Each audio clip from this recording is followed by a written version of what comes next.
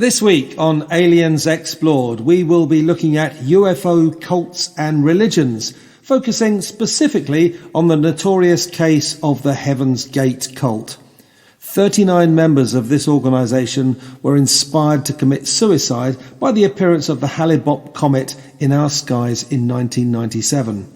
According to video testimony left behind, they believed that by leaving their earthly bodies, they would be able to board a UFO hiding in the tail of the comet and enjoy a higher plane of existence.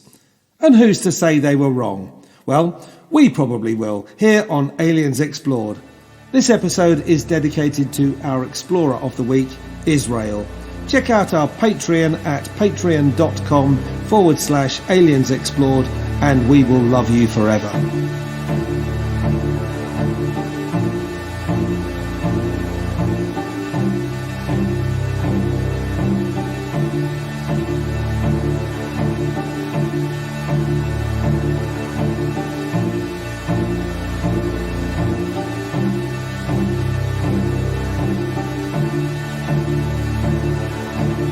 Aliens Explored is a weekly podcast exploring famous and obscure cases of UFO sightings, alien abductions and other strange events from both a believing and a skeptical perspective whilst keeping an open mind. I'm Stu Jackson, a professional actor and amateur ufologist with a particular interest in the crop circle phenomenon. I'll be debating that otherworldly visitations are real. The truth is out there. And I'm Neil Kelly. I'm a professional actor as well and used to work for the military as an intelligence analyst. I'll be arguing from a more doubtful point of view. I mean, it's all a bit far-fetched, isn't it?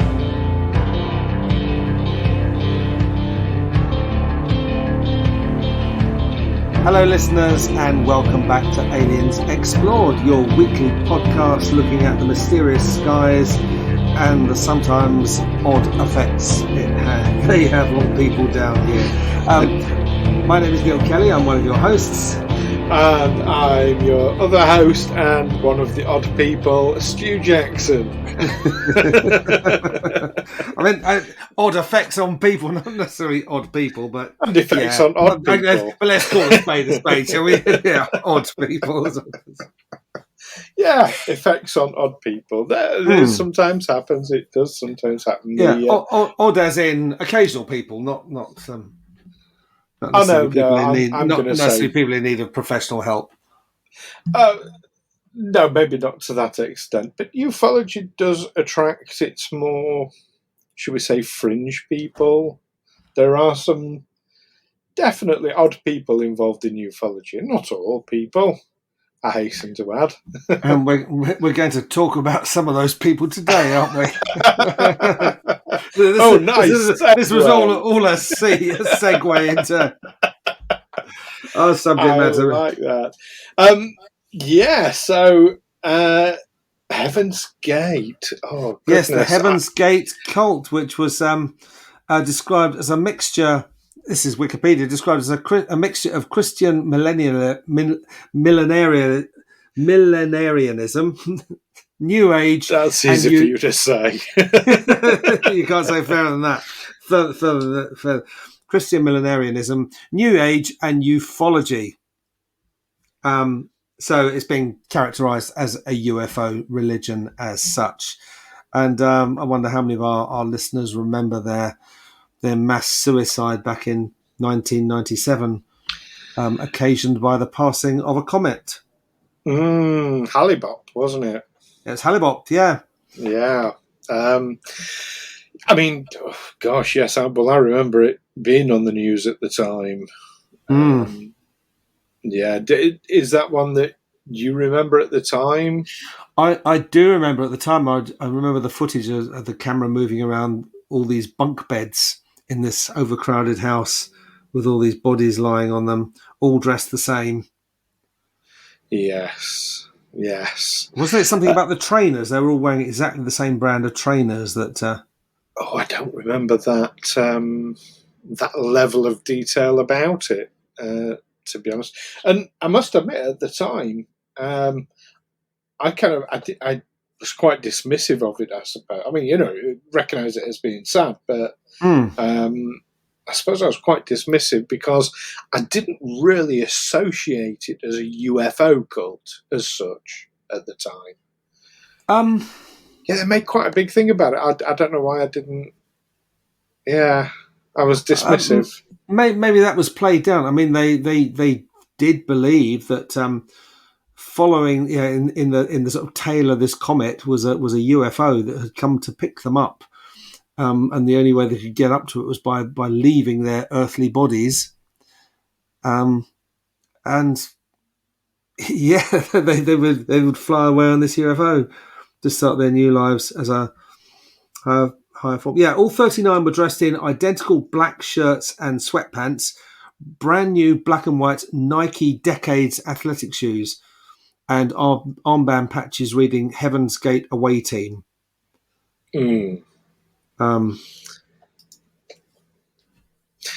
So they had their uniforms, basically. Yeah, each member carried a $5 bill and 3/4 in their pockets. That was standard for members leaving their homes, and a humorous way to tell us they'd left the planet permanently. The $5 bill was for covering the cost of vagrancy laws.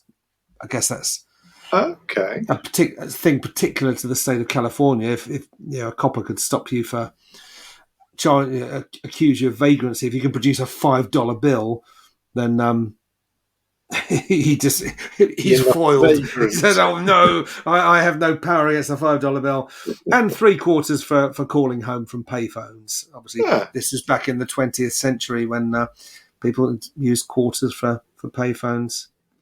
Yeah. Oh yeah, it was. Well, I mean, you'll remember it was a big thing to always have a 10-pence piece with you when you went out.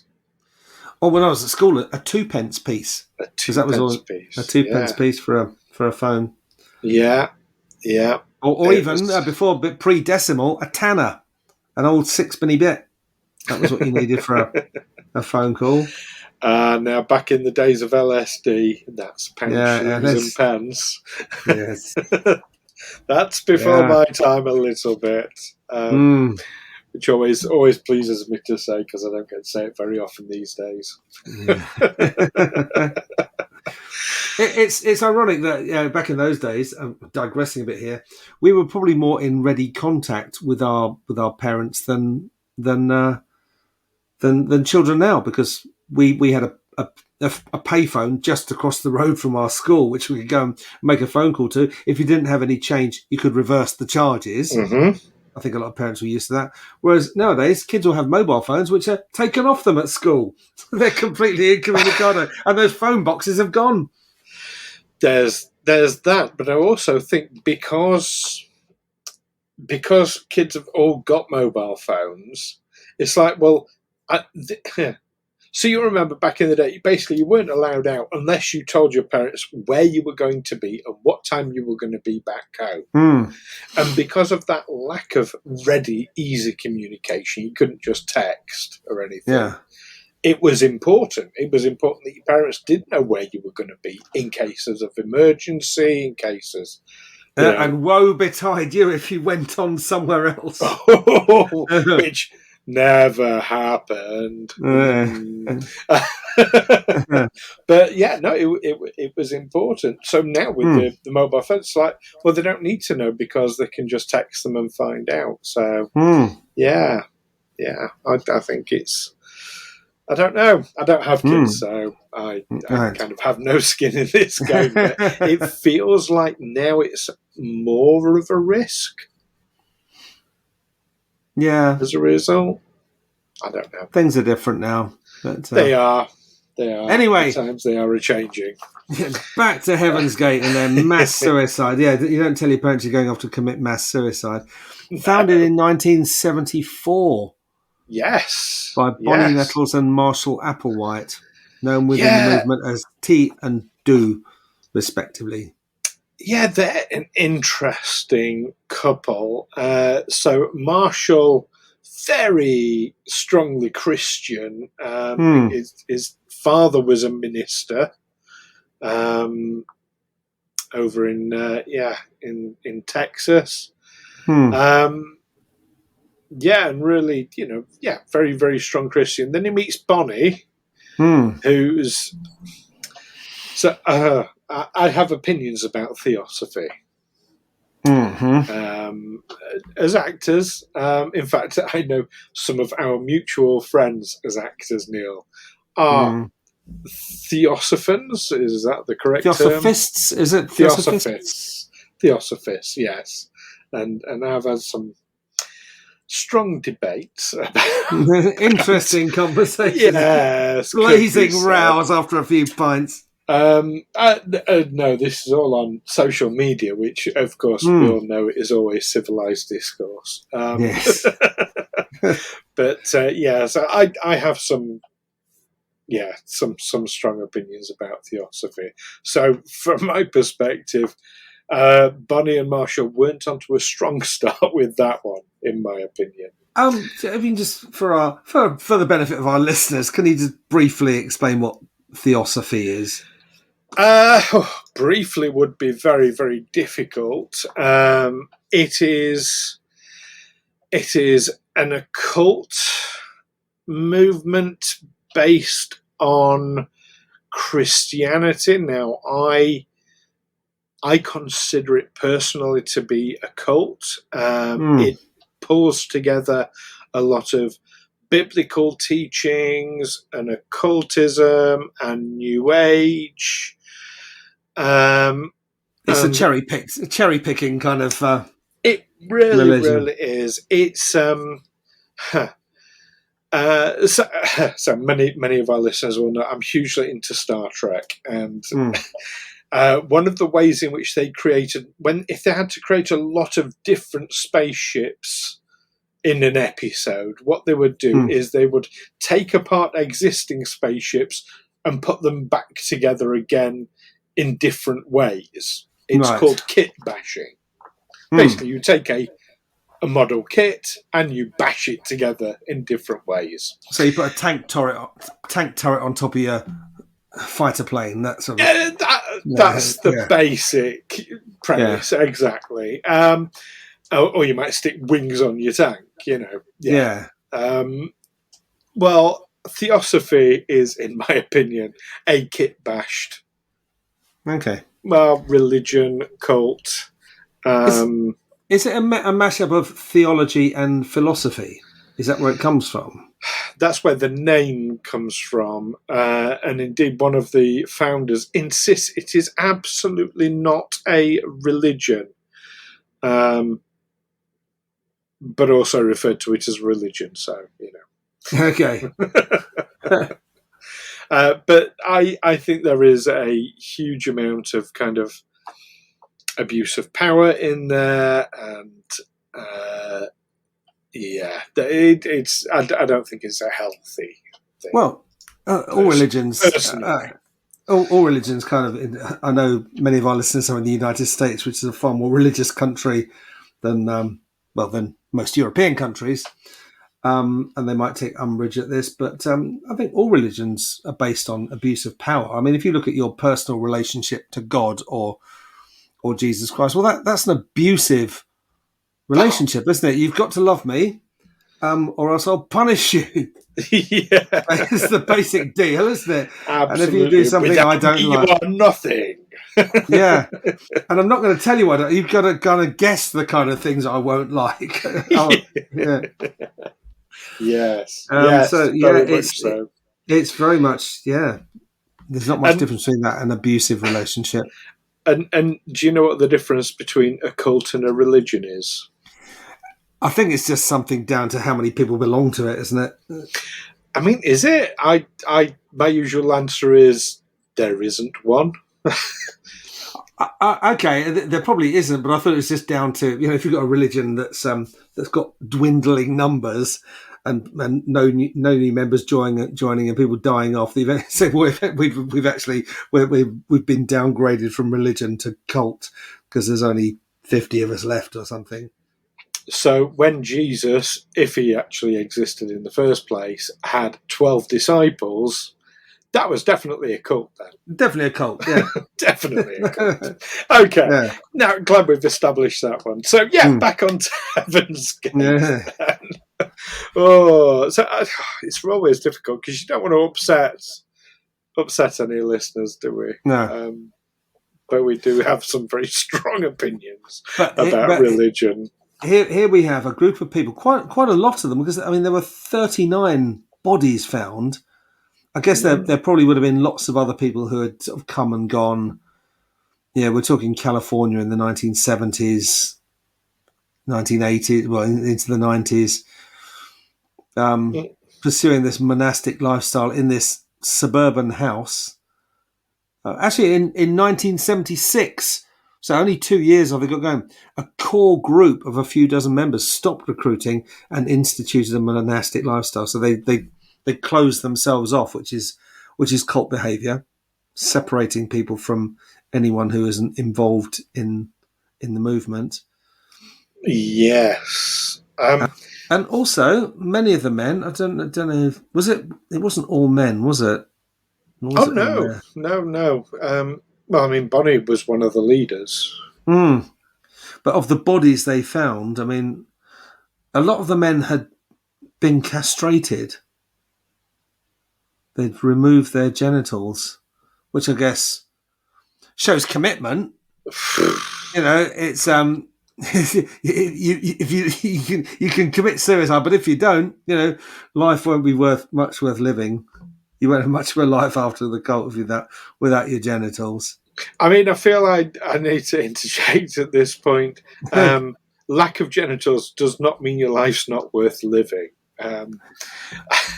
I would say it seriously. A lot of our male listeners would say, yeah, that would seriously degrade the quality of my life, not having genitals. I'm going to speak up for our perhaps asexual listeners who might say, actually, no, it wouldn't make that much of a difference. But there are certainly plenty of people out there who it would make a big difference for. But that's I mean, was it done to them, or was it self-mutilation? I'm trying to find I think they thought it was self-mutilation, but I don't. It was certainly voluntary. I know they banned sexual activity in the group at the same time as they sort of became more reclusive and stopped recruiting and what have you. I'm trying to find a reference to it, but I mean that one was new on me. Yeah, that was one of the things that struck me about it at the time.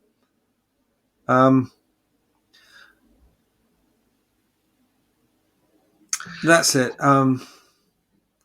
They believe that to be eligible for membership at the next level, capital N, capital L, humans would have to shed every attachment to the planet, which meant all members had to give up all human-like characteristics such as family, friends, gender, sexuality, individuality, jobs, money, and possessions.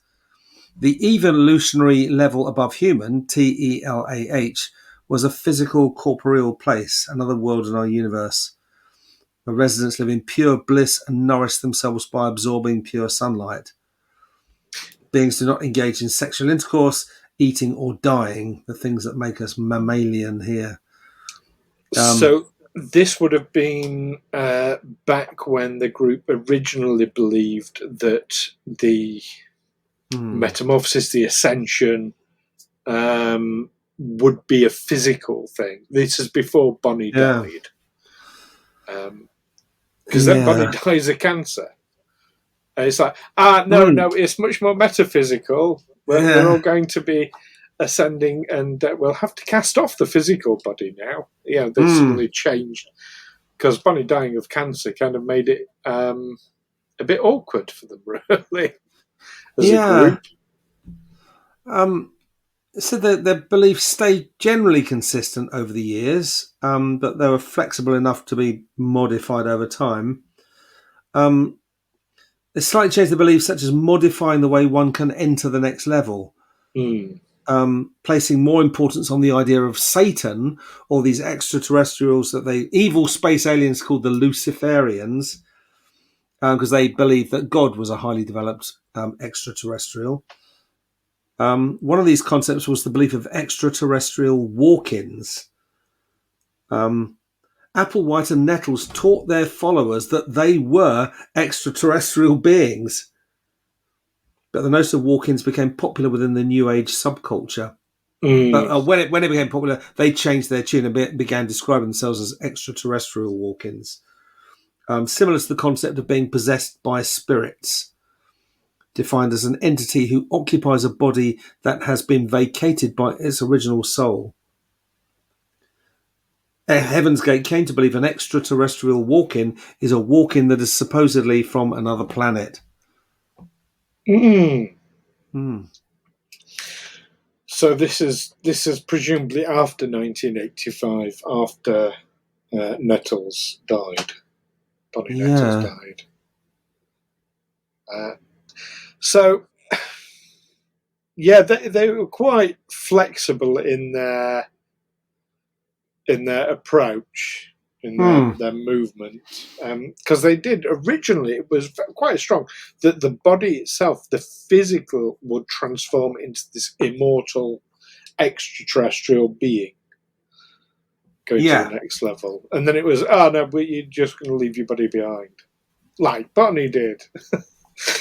I mean, one of the reasons suicide is such a deadly sin in the Catholic belief system is because they're using religion to compensate people for their lot here on earth. They're saying, yes, you're suffering here on earth, but you'll get your reward. You know, the church is part of the power structure, that supports the aristocracy, and saying to people, yes, I know things are shit for you here.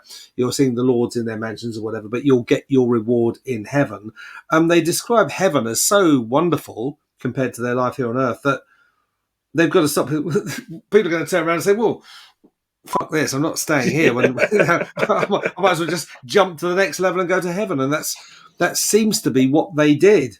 That they just said, oh, heaven's so great. They persuaded them that, because you can imagine that people brought up in a very strict Christian belief who really believe this stuff. Once you got them over this idea, suicide is a sin, saying, oh no, you can do it. You can go straight to heaven any time you like. I imagine the barrier against doing that are fairly weak. It's already kind of instilled into them. Yes. I can and here's your Star Trek link. Among what you're going to mention here, Nichelle's brother.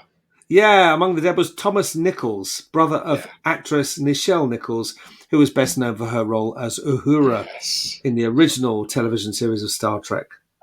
Yeah. I mean, very sad. Everyone who died there, it's very sad. Well, but yes, it was a meme I read on social media. And I thought, you often hear about people how they were really, their life was at a low ebb, and then they met Jesus, then they discovered God, and someone replied, it's funny how people become religious when they're at the lowest point in their life. You never hear people saying, I'm living my best life as an atheist. Everything's great. I've got plenty of money. I'm having a great life. I've got a wonderful family. And then suddenly they'll turn to God. That doesn't happen as often as people who, how many people find God in prison or at the bottom of a whiskey bottle or, in the drunk tank, which leads to the suggestion that religions prey on the vulnerable. I'm going to speak up now for. It's not the religion; it's the people. It's some of the people behind the religion, some of the leaders in the religion that are corrupt. Not the religions itself. I mean, you look at Christianity, and I think a lot of what it teaches is really good rules for living life by. I personally don't believe in any gods whatsoever. Like murdering people for working on the Sabbath or selling my daughter into slavery, that kind of stuff. Should I perhaps cherry pick a bit more? I'm talking New Testament rather than Old Testament. Okay. Jesus stuff. Don't be an arsehole. Yeah, basically. And I mean, I'm absolutely convinced that if there was such a person as Jesus, and that I find highly questionable to start with, but if there wasn't such a person, yeah, he's basically someone who went along saying, Don't be look, a dick. stop being a dick to people. And Yeah. he got nailed up for it, which sounds about right. I mean, you think, the Ten Commandments pretty much boil down to just don't be a dick. Don't worship anyone other than me is in there. Which is, again, it's controlling. You said earlier that. Yeah. But there we go. Let's be careful not to offend too many of our listeners. But we're on the subject of religion. That's always a dangerous one. When I was in the military, it was one of the subjects that was forbidden in the mess. Right. Religion, along with politics, and I think women as well. You weren't allowed to talk about. You're talking about an all-male environment. These were all subjects that could lead to blows. Okay. So that's why everyone in the mess just talks about sport all the time. Yeah, because nobody ever got violent over their sports ball team, have they? Oh dear. Yeah. Do you know what you never see though? Is at Star Trek conventions, people saying original series was better. No, Next Generation was better than getting into actual fights.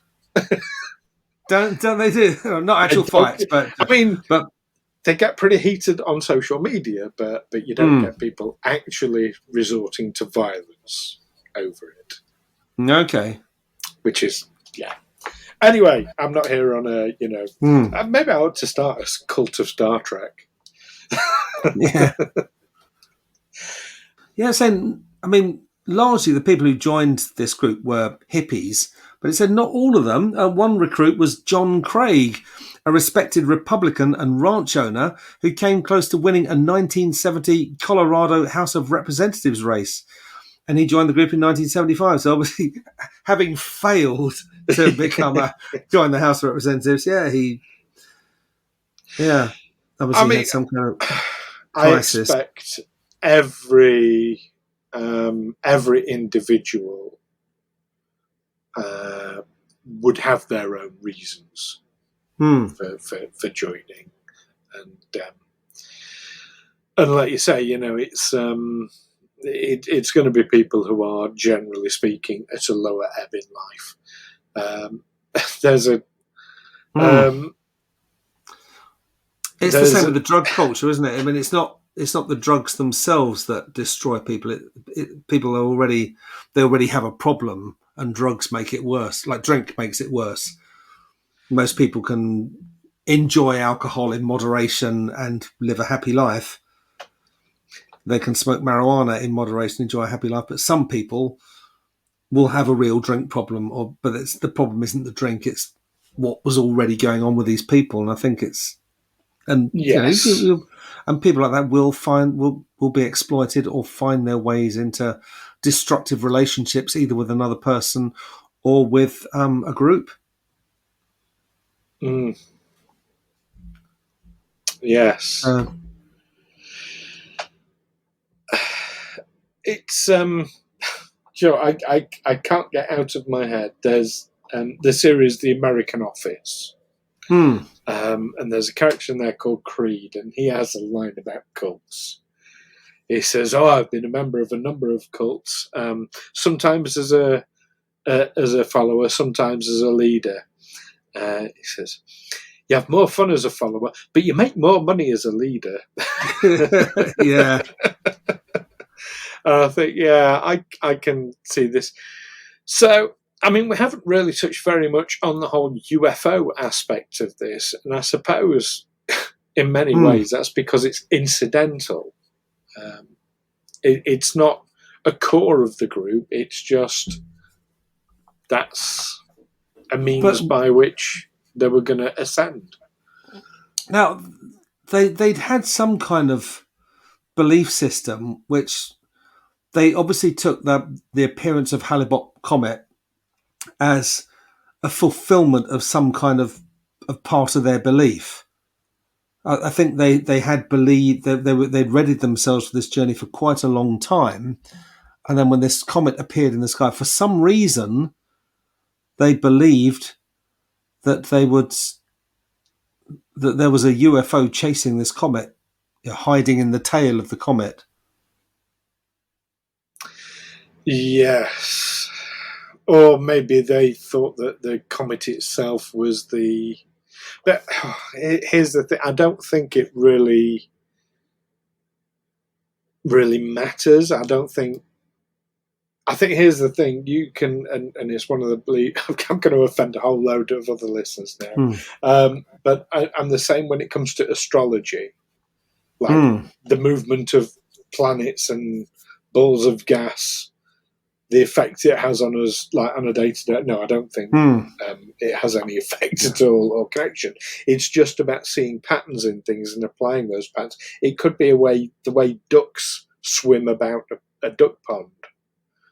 It's not about the actual thing that you're saying. It's about ways of thinking about people. And I think using UFOs, using Hale-Bop, it was just a way of using that to exercise control. And it was about the control, not the elements, not the catalyst, if you like.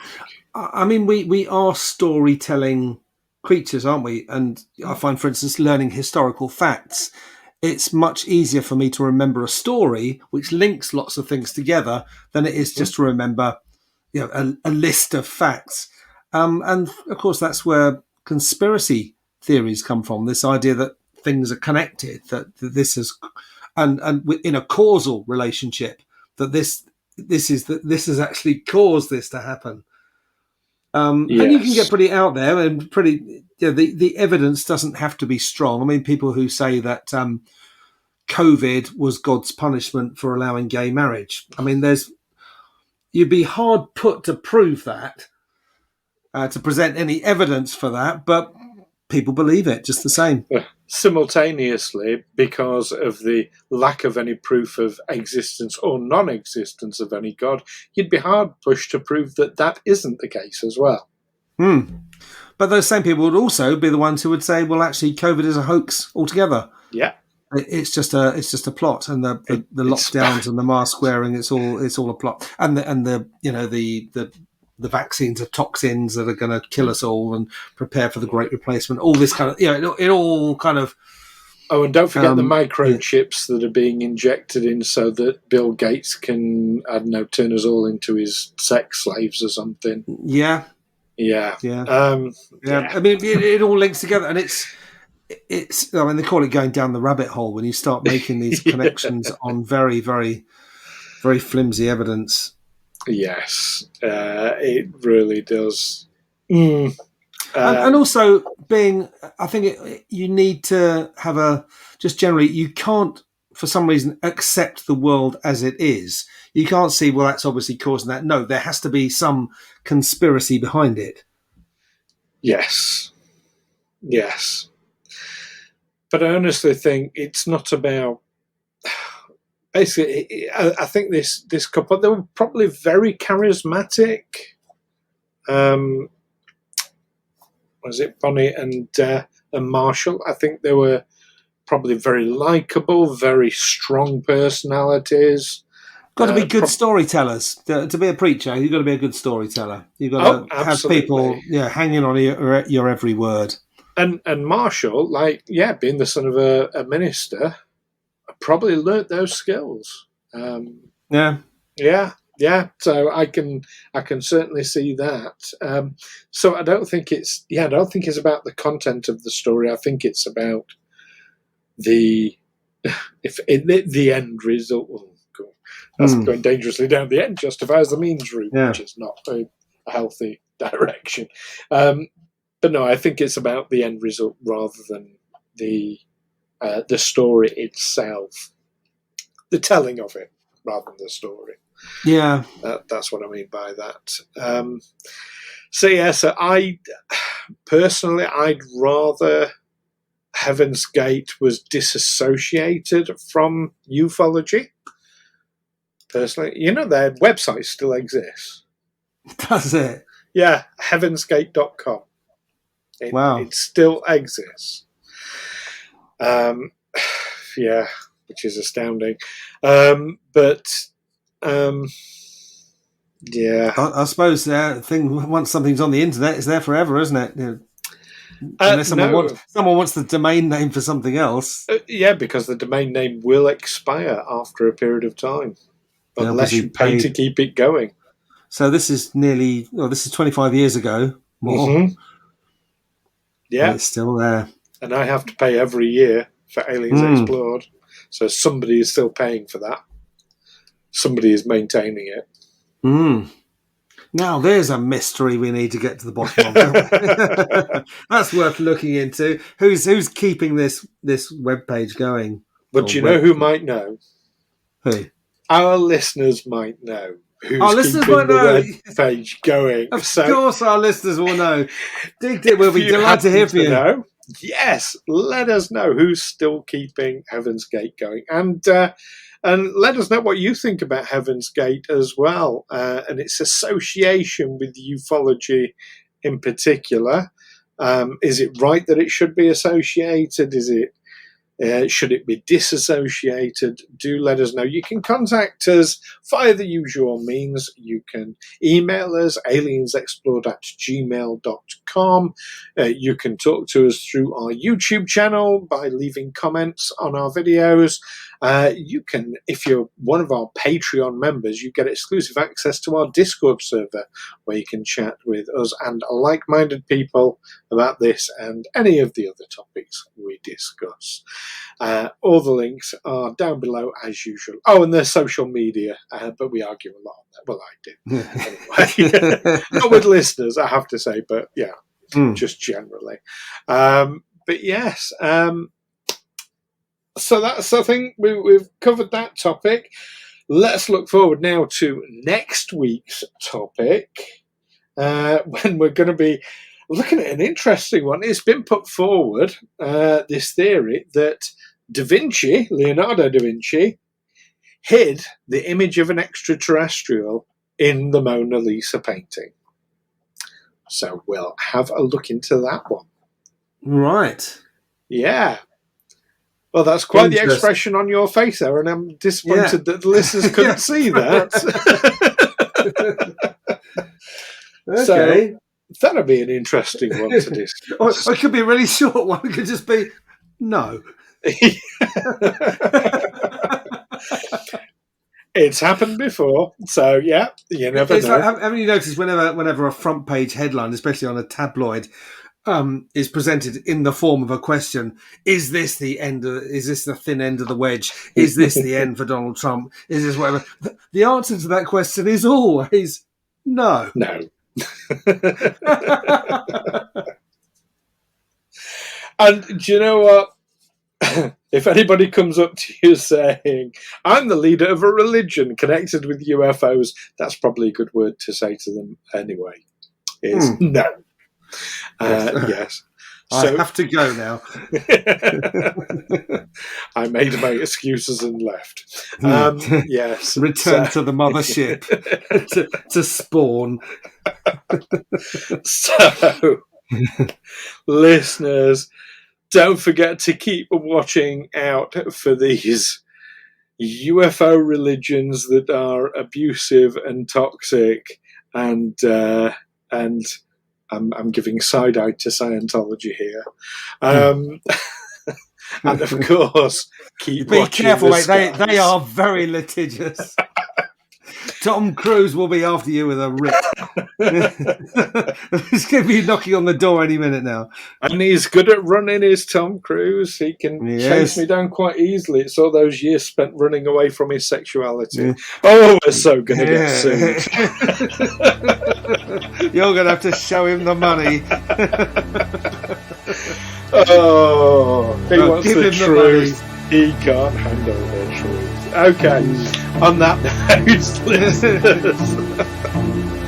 I hope it's all taken in the spirit it's intended on this show. I really hope it is. But until next time, unless we've been sued into oblivion, take care for now. Bye-bye, catch you next time.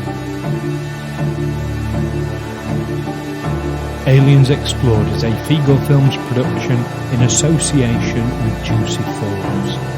Music by Darren Mafucci and editing by Stu Jackson.